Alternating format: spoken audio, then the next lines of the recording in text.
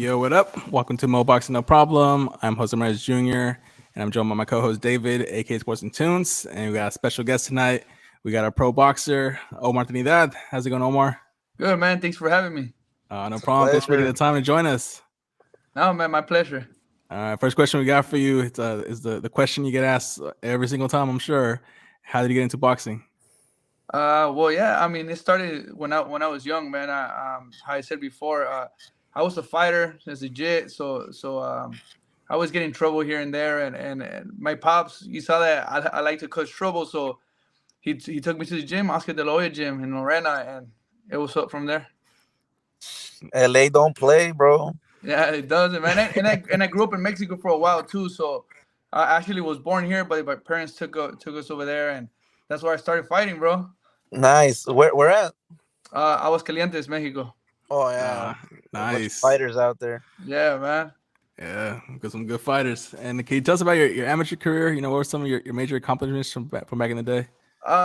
Honestly, I can't recall my record exactly, but I know I had like 50 something fights. But one of my biggest accomplishments was I remember when I first did Golden Gloves, I was like probably like 8 years old, 9 years old, and I remember all the boxers would talk about winning the Golden Gloves and stuff like that. So when I won it, and I was kind of like being doubted, right? Because I was fighting two guys that were like had more fights than me, and I think they were a little bit better. And actually took the medal, and I thought I won the Olympics, man. Honestly, when I was younger. Nice. But another accomplishment was when I was like, that thing wasn't my last tournaments because I hanged up the gloves at 12, 13. So, and I think it was Mesquite. They had this Golden Gloves tournament, and I fought the whole week, bro, and I won, and it was a good win. Nice. Nice. Yeah, Nothing like coming out on top on those tournaments. You know, Yeah, man. a lot of fighters. Especially you're young, you're missing out on stuff, and you get the victory. Is worth it, you know. Yeah, I think they have one coming up. They have a Golden Gloves tournament coming up. When is that? I think haven't that- kept up. I think it's like in April or May, but I know it's around the corner. Oh, okay. Yeah, that's good. I'll probably stop by and see some amateurs, you know. Yeah, That's show right. some love. Yeah, bro. And switching gears to your pro career, you made your debut back in July 2018 in Tijuana, Mexico. Yeah. What were your emotions heading into that fight? Were there any nerves at all? Well, like everything when you're going into the unknown, like kind of like for the first time. But I mean, I was very excited. I remember looking back, I was like, finally, I'm gonna be a pro, and like growing up, you want to go pro. So like when I finally decided to go pro and I was ready to go in there, it was good, bro. Like I was excited to be there. Hell yeah. Awesome. All right, we I got felt like I belonged there, man. That's There right. you go. All right, and we got a comment here. To TQGMMM. I'm not sure that's the actual name, but it's a hashtag Team Trinidad. There you go. Trinidad. And talking about your pro debut, I noticed it was a draw. What's up with that? I mean, heading in there, I guess maybe the nerves got to me, something new, But that guy was tough, bro. It was. I don't think it was like when you go to a TJ and the guys are mostly from over there, and they kind of know that what it is when you go to a TJ. But that guy, we actually wanted a good fight, so that guy actually trained, and like over, and I think in San Diego, I think he trained, and he went to TJ to look for a fight, and he put us together. Nice. So it was a tough first fight, That's right, man. No I didn't shortcuts. expect anything less, right? I was up for the challenge. I like challenges, so I took it head on, bro. Yeah, it's either hit or miss. I hear like the fighters, it's hit or Yeah. miss. They're either really good or they're really bad, but They're really bad, man. it's a challenge either way. Yeah, it is, man. I mean, if there's a guy in front of you with two arms and ready to get down, it's gonna be a challenge. Yeah. 100%. And I noticed between your first and second fight, there was a pretty long layoff. It was like 19 months. What was the backstory for the time off away from the ring? Just it kind of like boxing is almost like a love and hate type stuff, and then personal stuff outside too. So sometimes you take more time than you anticipated, and to get back into the groove of things, it takes time. That's right. Absolutely. And then your first 6 pro fights were all in Mexico. Was that always kind of the plan to fight in Mexico and get as much experience as possible, as quickly as possible? Or was it mostly because of the pandemic and not being able to find the U.S.? Well, our plan going to TJ was, I think the last fight I did before the pandemic was February or March. I can't remember I think February. Mm-hmm. And my coach told me we're just going to go there for a couple, like 3 fights, get your rhythm, and then start fighting in LA, right? We went not even a month later, or maybe like a month later, I think it was. Everything got shut down, man, and we took more fights over there than we had to. But hey, we just staying active because we knew the doors were gonna open back again in LA. So we're like, why not just go get as much experience as you can? Maybe the competition's not gonna be that high, but we'll try to find some, like, we'll tell the guy, like, hey, give us some guys that will last a couple rounds, or give us like a little bit of competition, man. Like we're trying to get this kid the rounds that he needs. So when he transitions over here to LA, it's not smooth sailing, but he already has the rhythm build up, not much of a rust, and yeah, man, it worked pretty good, worked out pretty good. Yeah, I wanted to add, is Zanford the only big company out there in Tijuana? I'm not too notified about that. Like Zanford But I think I Promotions. heard about Sanford a lot though over there in TJ. Yeah, Yeah, I think they're they're the like biggest, but I think also some of the upcoming. players. They're like upcoming. Yeah, I hear a lot Yeah. of interviews with them. Sound for boxing. All right. Yeah. Yeah, and I mean the plan worked out perfect, Omar, because you came to the U.S., you started making some noise, and you got the attention of Tom Lawfer, who basically found Triple G, and he offered you the contract with the 360 Boxing Yeah, Promotions. man. You It's know, a you, you, blessing, signed, bro. you signed last year, so can you tell us about your experience so far fighting with them on UFC Fight Pass, and ultimately why were you so eager to sign with them? Look, man, like I think when I came to LA, I think I got a fight in I forgot the name of the place, but it was in Costa Mesa, right? I think Orange County. I had that It's fight. that's where I'm from. So The it's hangar, the right? The OC Fight hangar, yeah, Club yeah, at the the OC, hangar. yeah, right. Mhm. And yeah, like we got the fight in. We'll see. We're kind of saying like hopefully they keep us active, right? So some time passed. That was a tough thing about coming back when everything opened back again. Everybody was so eager to get into the shows that it was just like so many boxers trying to get a shot. I mean, everybody's trying to get their spot, and so it's like it was very hard to find fights and find something stable. Because for me, I'm 27 now. I'm trying to get there as quick as possible. Sturdy, right? I'm not trying to make any like false steps and let everything like we work for go down the drain. But we're trying to move fast but smart, right? And then some people were trying to put in a word for me at 360, and yeah, they gave me the shot, man. I just told my coach we just need to find that one place, maybe any promotion, just give us the one shot so he could show us what we got. And I'm pretty sure after that one shot, they're gonna want us program us again. And 360 came along. They came back with the first show with UFC Fight Pass, and I didn't even know they were like linked up with UFC Fight Pass. I just went to give me the shot and be like, oh, they're actually doing a collab, gonna come on in TV. I was like, whoa. I was like happy, bro. I was like, I did the first fight. They liked it, man. They gave me the date right after. Like I remember the day after the fight, they told me, hey, you're back in May. I was like, oh, say less, and we took the fight and it was up from there, man. Like they signed me, I guess, around September, if I remember, right? Mhm. After I fought Javier Padilla, and that team was my third fight with them. They signed me, and honestly, where I'm from, bro, this doesn't happen every day, especially coming out on a big platform like that. And to me, they saw that they were taking care of me. They were gonna keep me active.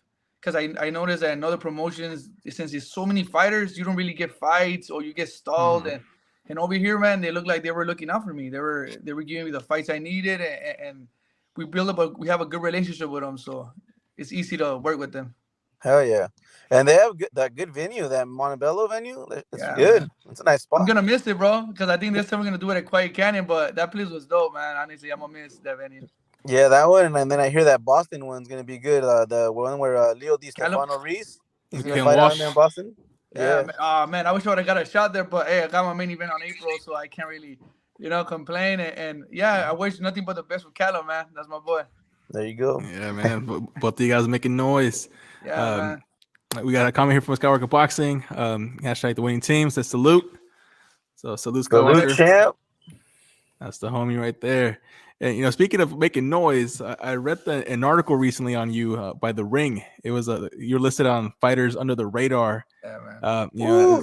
That's gotta feel good, man. But That's crazy, man. That's really crazy because I mean, growing up, like my dad used to stack up on the Ring magazines. He tells me how he had all those big magazines, and I have a couple here of Ali, and I was for some time I was trying to collect them. I slowed down now, but that's a big thing, man. The Ring, it was a blessing. I'm very thankful for that. Hell Yeah, yeah. and I have a feeling 2023 is gonna be that year where you're not so much under the radar. You're gonna get more and more people Hopefully, on man. you. Hopefully, this next fight, after the next fight, they already know I'm serious. They already know what I bring. That I like to. I'm a showman. I like to put on a show for the people, get the fights that people like. And after this fight, they're gonna keep up with me a little bit more. Like hopefully, I make a little bit of noise at least in LA to see that they got a fighter on their side, man.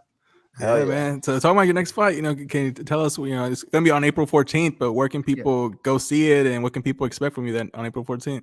Well, uh, I'm gonna be fighting here in LA, April 14th, the main event at the Commerce Casino. Um, you guys could if you guys can't get a ticket, I'm pretty sure you could get it at the website on 360 Promotions. If not, you could DM me on Trinidad_boxing. That's my IG. Or you could catch it on UFC Fight Pass. It's gonna be Okay. fireworks, man. Like I'm ready. Like how I said in my last interview with WBC, I'm in tip-top shape, man. I came into the after my every 2 months, I'm fighting. I'm active. So after this fight, I only took a week off and I went to Big Bear, man, for 2 weeks. I get in shape because I'm taking this fight serious. I want to show these people that it's gonna be a cakewalk. I'm trying to look. I'm putting as much work in so I could look like a cakewalk. And yeah, man, I'm ready to put on a show. It's gonna be a good fight. It's a Trinidad show, baby. Hey, and I really recommend it, guys. I was out there at that last UFC Fight Pass one. This guy does not go the distance. He knocks them out pretty quick. So definitely show up. Yeah, man. Nah, I'm ready, man. I'm ready. And Yeah. anything he has up his sleeve or any little, we're ready, man. We've been watching tape on him. We're good. I got faith on my corner, on the people behind me, and I'm confident in myself. And it's my time to shine, baby. It's my main event, so let's do what we do best and steal the show. Yeah, and the build up has been really great for the next fight. I know your opponent, I don't know, Choa, basically came up on the ring, made the fight official for April, and it's been kind of a long rivalry. It's being built kind of as one of the biggest fights here for LA. What can you tell us about your opponent? What you've seen from him? Well, like he has a lot of places where we could put in the work. I don't want to say too much, but just know that we got something for him. We're cooking it up, and the recipe's coming out good, bro. Hell yeah. Love that analogy. Can't wait, man. That's gonna be fire. Yeah, man. You could expect fireworks. I know he's coming. He's coming with everything, and that's what I want. I don't want nothing less than 100%. I want them ready, no excuses, and let's go. Let's give the people what they want. It sounds like the fans are gonna leave home happy. There you go. Yeah, more than happy, man. And it's gonna be a stacked card. So for the build up to the main event, it's gonna be exciting. 360 never fails to put on a show for the fans. So I'm excited, man. I'm excited. Let's go. Absolutely. And Omar, are you still making 126 pounds comfortably, or are you? Yeah, looking man. At, yeah, bro. Like to me, I'm just 10. I'm always 10 pounds away from my weight from 126, walking around with like 136 maybe. Like always comfortably, man. When it's time to cut weight, we know how to cut weight. We don't wait till the last minute. We're always on top of our stuff, man. And yeah, man, I know I'm gonna feel great that day. Eso. So we got another comment here this time from Gardenia Delgadillo. # Team Trinidad. Hey, this guy has a good following, eh? Lots of love, man. What can I say? And then I want to speak about your current weight class, 126 and the current champions. We got in the IBF, El Venado Lopez, WBC, we got Ray Vargas, and then recently the WBA, we got the Bronco Lara. Of those champions, who you think is the most difficult? Who will be the kind of toughest to beat? You said Vargas, Venado Lopez, and Bronco. Bronco. They all have their difficulties. Every fighter, Bronco's. I noticed in the last fight was kind of lacking on throwing punches, but he has that power. You see that, like any moment he commits to a punch, sit you on your ass. So Venado, I actually sparred him. When was it? Back for my camp in November, I think it was. And yeah, we did pretty good work. I feel like I did good work, and he has a very awkward style. You know what I mean? How I said, it's not traditional. And so it's kind of like the only thing of tough fight to for the builder to fight him is find fighters that fight like him. There's no really like fighters that fight like that, And Vargas, well, he's very lengthy. He likes to keep his distance. He doesn't really commit to go on the inside. And in conclusion, I think the toughest will probably be maybe Venado, if I could say that, just because of his awkwardness. Yeah, that's what I'm gonna tell you because I noticed that on the fight, the one in UK, With he was Warrington? just like the way he moves around the ring, he just trips the fighters out, and then Yeah, he man. just unexpectedly just throws one of those wild punches and he just stuns. Yeah, man. I mean, and he has confidence too. So it's like Yeah, he has the awkwardness and confidence. He doesn't. He will take a punch to deliver his punch, and like that. That's respect. That's respect right there. Because like, hey, he commits. So yeah. But I would love to fight any of them in the future. Honestly, I watch their fights. I get ready. Of course, I don't overlook any opponent that's in my path currently right now. But I always watch their fights because I know I might fight them one day. I might fight them one day. You never know. It could be next year. You never know when it is, when the opportunity could show up. So I always look at the current champions at 126, and I always keep an eye on them, man. Nice. Yeah. And, speaking of championships, what are some things you want to work on before your first world title shot? Well, just keep developing at the gym. My coach is always bringing new combinations in, new styles, and he wants me to be very like have a little bit of everything. He always worked me on the inside, mid range, and technical. Because I'm already a technical fighter. I if I want to, I could hardly get hit through the whole round if I wanted to. I have high confidence on that. But leading up to the fight, I mean, getting those rounds, those that's very important, because it's 12 rounds. So right now I'm at 8. I feel like I could do 10 now, and hopefully, as I get there one day, if I get there to the championship, just work on all that, the experience of the ring, of receiving those hard punches. How do I deal when I get hit and those tough moments? But yeah, overall, all that, man, those rounds, getting those rounds in, getting That's comfortable. right. Nice. And speaking of your preparation, when it comes to preparing for fights, do you watch a lot of tape on your opponent, or do you kind of leave that to your coach and you just focus on? No, I like to watch. I'm Like to not watch? obsessed looking at it, but I do watch. I do watch. Tape is very important because you watch it one time, you see stuff, and the second time you see stuff you didn't see the first time. You see how they commit to one punch and or to a combo, because like, every fighter has the emergency punch, like kind of one that they throw without thinking. They have the one that carries some power behind it, and like we always study those little things, the footwork, or how do they react when they get punched, and stuff, all that stuff, man. And the more I see it, the more you get to learn, the more you could put it to the plan, and whatever helps, man. Whatever helps. Hell yeah. You got to do your homework always. That's Yeah, right. you gotta study for the test, bro. Yeah, man. No matter how confident I am, I always, I'm not ashamed to say that I look at my opponent's tape. You got to study him. You got to get familiar with him as much as you can. Yeah. Yeah, I agree. Comment here from Bruce Gas Boxing, Jason Moore says, "Salute, brothers." Salute, champ. Salute, Bruce. And you being in Los Angeles, I'm sure you get a lot of great, sparring work, great sparring partners. But what's the furthest you've had to actually drive or travel to get some good sparring? I think it was, I can't remember. Was it for the one in November? I think it was the one in November. The same time the same camp I sparred with Venado. I went all the way to Coachella to spar Chocolatito. Oh, shit. Yeah, Hell man. yeah. I think it was during like the hot days, bro, over there. Like I knew it was gonna be a hot one. And yeah, it was pretty good rounds, man. It was 4-minute rounds, and it was pretty good. It's pretty good work. It's not every day you get in the ring with a legend, so I'm very grateful for that. Hey, that guy's cool. He's super humble dude too. Yeah, man. Him and their team, they're very cool people. They received us with great hospitality and with open arms. That's right. Nice. And Omar, who's been the hardest puncher you've been in the ring with? The hardest puncher, Either in sparring or pro fights. Was pro fights. I tell these people, like, people ask me like, hey, do you feel the punches when you're up there? It doesn't hurt. I'm like, honestly, I don't feel anything, man. When I'm other, I feel, you feel the impact of the punch, but you don't really I don't recall feeling something. I just the next day when you lay in your pillow or whatever, you feel like a little bruising, but that's pretty much it. And sparring, I can't really say, bro. It all blends in, you really have to ask me like questions after the sparring, so I kind of give you like an exact, it's fresh, yeah, like fresh. Yeah. But honestly, right now everything just blends in, man. I tell you, I hardly get hit. Like I hardly get hit in sparrings or flush. If I ever get hit flush, it's probably like 1 or 2 times, and even then, I feel like I have a good chin, man. I work for that, so. That and the adrenaline, bro, and on the moment. Yeah, man, it is. Adrenaline plays a big factor on that, and even in the moment, bro, people ask me, hey, you didn't see me when you were walking on the ring walk, bro, like all I see is the ring and my opponent. That's all. And for some weird reason, I could hear my corner while other people yelling. That's all I hear and see, man. Oh yeah. Yeah, just that focus, get that tunnel vision. Oh, me. As soon as I'm a fight, as soon as I lace up those gloves, I told my coach, I don't even know what happens to me when I put those gloves and I smell the leather, man. It just it takes me to another. I don't know what I can't explain it, man. I become a different person that day. It's like a super bash, and I'm a monster in the ring.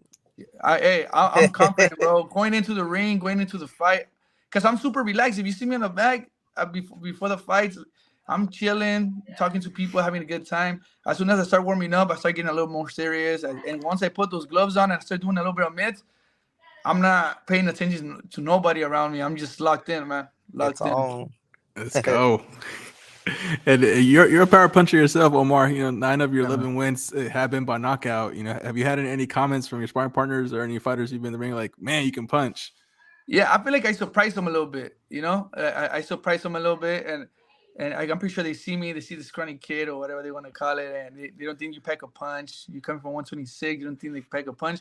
But I heard a couple of times that they actually feel my the power, and you could ask my last opponents in the last fights too, man. I'm pretty sure they tell you that they felt that power. Oh yeah. Yeah, absolutely. It actually has to do with, I feel like it's not how my coach says I hit regular. It's just he teaches me, he tells me, you know what beats a fast fighter and a strong fighter? A guy that has good aim, a guy that has precision with their punches.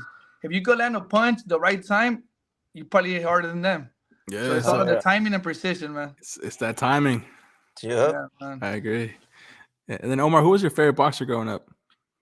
Well, there's a list, there's a list of a lot of fighters that I look up to, Oscar De La Hoya, Chavez, Salvador Sanchez, Arguello, Finito, all those guys, all those big names. But honestly, how I said in the interview, one guy that kind of like got my attention, and was also because it plays a big part that was one of the first boxers my dad showed me, because I didn't know nothing about boxing. I was just a kid fighting in the street, and he took me to the gym. Before he took me to the gym, he's like, look, you would like to do this? And he showed me the fight on Romero Bice, right? And I saw him. I like how he was just very, like, he was having fun out there. It was I feel like it was another day in the office to him. It's like that was his life, because he went in there. He looked like he lived in the moment, and he loved what he did, and that's kind of like, he gravitated me towards him, because growing up I looked up to him. Yeah, he was a showman because he was part of a circus, and he ditched the circus to fight. And he also had that weird, awkward style like Venado, and he's from Mexicali too. Yeah, that's true, man. That's true. Yeah, my dad did tell me. I didn't remember that he was from Mexicali too, but my dad did tell me that he was like in a circus, so that's why he was so naturally for him to be a showman, for the people. Yeah, he would do some funny shit in the ring, bro. No, and he's so circus, bro. My dad would tell me that people will stay outside that they couldn't make it into the fight, man. A lot of people went to go see him. Oh yeah, it was cool. Yeah, man. So, and now speaking of present day, Omar, who do you consider to be the number one pound for pound fighter today? Man, I know there's a lot of talent right now, but I mean, you got to give it to Canelo, right? Like he's been in the game longer, and he's a pound for pound. But there's a lot of great guys out there, man. The Crawfords, the Spence, Gervonta, all those guys, man. Like those guys are beasts. They have earned their spot, definitely, man. Yeah. Yeah, a lot of names in the running for sure. Yeah. I also saw that you met Isaac Pitbull Cruz in person. How was the encounter with him, and is there other boxing greats you had the chance to meet? Well, actually, that day, bro, I think we were having like a photo shoot with 360 at my gym or something like that, and they invited me to a dinner to go meet Suleiman, the president of the WBC. Mauricio Suleiman. Yeah, Mauricio Suleiman. So that day was the Ruiz versus Ortiz fight. So we went to go meet him over there, and we went into where they were gonna have dinner and stuff like that. And I met the president and I was Suleiman, the WBC president, and Pitbull was there, bro. He was just finishing eating, and then my good friend D-Com, he's like, hey, get a flick with him, and I met him, and I told him, hey man, that fight you had with Gervonta, it was pretty good, man. I respect. He told me thank you. We took a picture, and it was a good encounter, man. Hell yeah. Another one of those humble dudes, right? He's like, very humble, man. Very, very humble. Very simple guy. He doesn't look that cocky or thinks he's like because he has a lot of people with him, a big entourage, bro. A lot of people, man. Yeah, he he's just not shows you much what of kind a of guy he talker, is. but he shows it in the ring. Like now he doesn't Yeah, talk. man. He's all business. Hey, that's the first time I ever seen him fight live, right? And I remember from where I was seeing it, man, that dude does look like a fucking pitbull, dude. Yeah, That fool went after his prey, like god damn. yeah, yeah. Yeah, he does. And Sheesh. there's a lot of great fights coming up. We got Caleb Plant, David Invites, Lomachenko, Haney, Tank. potential Tank Ryan. How can we forget that one? Which fight are you most looking forward to? Honestly, I'm looking. I see all the fights, so I look So, forward every to all of weekend. them. Like, There I you mean, those are go. big fights. David Haney with Loma, and then Benavides Plant and Gervonta and Tank. Gervonta and Ryan. Man, those are big, good fights. You can't miss those, man. You Yeah. gotta watch. You gotta get your popcorn and watch the fight go down. Oh yeah. You're in the right platform, man. Like we say, mo boxing is no problem. So bring on more boxing for us. Yeah, man. All day, 24/7. All day, all day. And you're from Boyle Heights. That's your hometown. What does it mean to you being able to kind of represent them at the big stage? I mean, I'm proud, man, because I know a lot of boxers came like Oscars and Isa. They all come out from East LA, right? So I never seen nobody like represent. I know Boyle Heights is in East LA, but I never heard anybody just represent Boyle Heights. It's a very hit to me. It's a hidden gem. I seen a lot. It just got very popular. I know it's now it's like full of people from all other neighborhoods coming in because I know they put more bars and more stuff, places to eat, and it got nicer too, man. It's a pretty nice place to come and visit, and I'm very proud to represent it. Being from here, growing up here, and loving the culture, and then working class people, and like Boyle Heights is all I know, man, and I'm glad I could represent in a big platform. Yeah. Yo, Joe, let's go a little bit back. Sorry, one of the followers he's asking why you took the 19 off again. Oh yeah. Okay, we'll repeat that question. So it's Bruce Gas, Boxing, Jason Moore. It says I see Omar has been very active since 2020. Why didn't he fight in 2019? And he says I asked because the debut was in 2018 and was a draw, and I wonder why he took 19 months off. So you want to just kind of give him the answer again, Omar? Well, I said, it was, like sometimes you take some time off and you don't really anticipate taking too much time off and some personal issues outside of the ring, how life is. And yeah, like, I came back stronger, but like, yeah, you know how it is. Sometimes you take time, more time than what you need to. And pretty much. Well, we all know how that goes because even boxers, they come out in the press conferences and they say that, mental issues or like, mental problems sometimes, it gets to your head or, sometimes you just need that time off to reflect on what you want to do. Yeah, man. Sometimes you don't know what you want. Sometimes you start something and you don't know if you really want to do this. But it wasn't really much that. We just other stuff get in the way. Work and boxing is a jealous sport, so you can't really have two things going on. You really got to pick boxing or another thing, and that's it, man. It's hard to manage a boxing career. Yeah. And one thing we've seen too behind the scenes is sometimes it's just hard to make a fight. Like to find an opponent. Yeah, man. All these people don't. A lot of fighters. I mean, hopefully now it changes, right? Like all these fighters are setting the example of fighting each other now. No, you know what I mean. Like that's what I want to do for boxing. I want to be that guy that makes those big fights happen. Those people that bring the excitement back again. That it's not a lopsided fight. That they know it's gonna be a fireworks come fight night. And I want to be the guy that I want to be one of those guys that changes boxing. That doesn't dodge competition. Is ready for any fight anytime, man. Yeah. In the comment here, it says, I can't wait for April 14th. Fire emojis. Fire. It's going to be fire, no doubt. I can't wait either. It's going to be a good one. And then Alexander Crystal with the boxing glove emoji. Boom. Salute. And then we got Bruce Gas. Yeah, he says, you sound level-headed, and I will follow your fight. So, a new follower. There you go. Thank you, man. That's what we're all about, man. Get on for the journey, man. It's going to be a good one. Get in. And then, Omar, what do you like to do outside of boxing? What are some of your hobbies and interests? I mean, I like to, spend time with family, spend time with friends, get into new stuff, like I have a friend that makes music, so I go with him to the studio and, just get something a little bit more fresh than what it is boxing, But honestly, I love boxing. I love what I do, so I'm always at the gym either way, so. Yeah. What's your music, champ? Corridos or more like trap or? Honestly, I grew up. My dad is a musician, right? Like he grew up in the corrido business, like kind of like not really big, but there's this spot right here in Boyle Heights called Apetito, and then like it's not as active as no more. But before, you see a bunch of musician guys trying to get gigs, bro. They'll come take you to the quinceañera, or or big venues to go play, open up for other big artists. And my dad, he's still doing that till now, and yeah, that's how I got into that music. My whole family is either boxing or music, and I'm always around that. So it was always like, Latino music like reggaeton, corridos, rap, all that, anything, bro. Honestly, anything that I enjoy hearing, whatever gets me moving. Yeah, man, I like it. Hell yeah, anything that sounds hot, bro. That's how you do it. Yeah, man. There you go. And Omar, what would be the best piece of advice you would give someone that wants to turn pro and make a career out of boxing? The best advice from what I learned since I came back to the pros is just, honestly, man, stay committed. I know it sounds cliche, whatever you want to call it, but there's no shortcuts, man. And in this boxing thing, there's no shortcuts. It's hard work, dedication, man. It's commitment, consistency. Just stay in the gym. Just stay in the gym. Is one quote I listened. I hope I'm not saying it wrong, but I heard from Denzel. Sometimes Denzel Washington. Sometimes it doesn't rely really on the talent. Sometimes just the work you put in, right?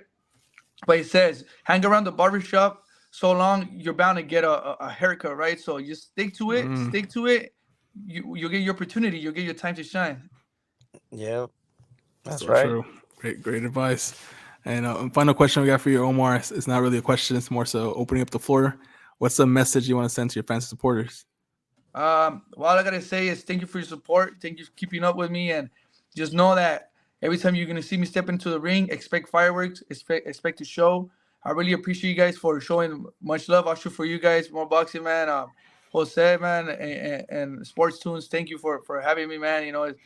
It's been a blast, and yeah, man, keep following me and follow me to the journey to the belt. I can't wait. Yeah. Plug that social media too. I think we have it right here. Yeah, on the marquee. scrolling right here in the banner, so you can follow Omar Trinidad on Instagram at Trinidad_boxing. Make sure you give that a follow, and you won't miss any updates on his boxing career. With the next one coming on April 14th, Expect fireworks, baby. Expect fireworks. I'm in tip-top shape right now, bro. I'm ready to go right now. Hell yeah! Also, keep an eye out on what is it? 360 Promotions. 360 Promotions. You can see his upcoming fights also on there. If you guys can't get it through his page, they'll always be updating his calendar, his schedule. Yeah, there you go. Well, Omar, again, thank you so much for making the time. It was a blast to kind of get to know you a little bit better, and we wish you nothing but the best. Thank you, brother. That's right, you guys the best too, man. Thank you for having me. Any shout outs you want to do, Omar? Anybody? Shout out to my team Fundamentals, man. Fundamentals 19. Shout out Junior, Don Chewy. Shout out DCOM. Man, my sponsors. Shout out my sponsors. Be Better, MVP, Active Collision, La Monicas, Stone Ready Bros. Who am I forgetting? Everlast. Oh man, I hope I'm not forgetting anybody. They're gonna get on my ass, but thank you for the support, man. And let's go. Join me on the ride to the championship. Let's go. Let's go. Let's go. Let's get it. All right, everyone. Thanks for watching the interview, and have a good night, Omar. Thank you, man. Have a good night too. Have a good one, champ. All right, man.